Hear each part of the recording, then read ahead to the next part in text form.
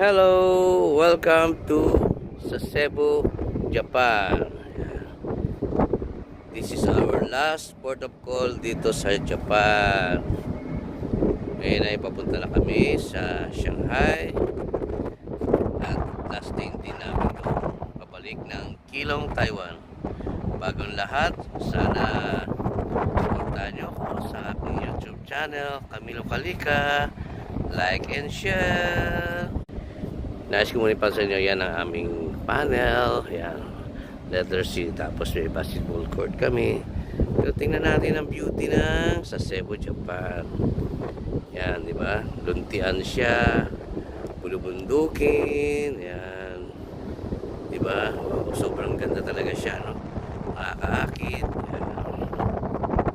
Yan naman ang pinaka-bowl namin. Yan ang Macron. Yan, talagang bulubundukin siya. Halika, punta natin yung iba. Lakad-lakad tayo. Yan.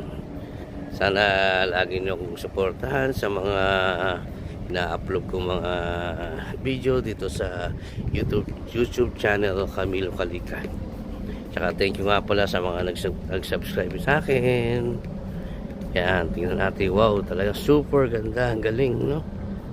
Talagang kaakit-akit talaga siya. Kita nyo naman yung mga talagang, kung talagang nature lover ka, dito ka talaga.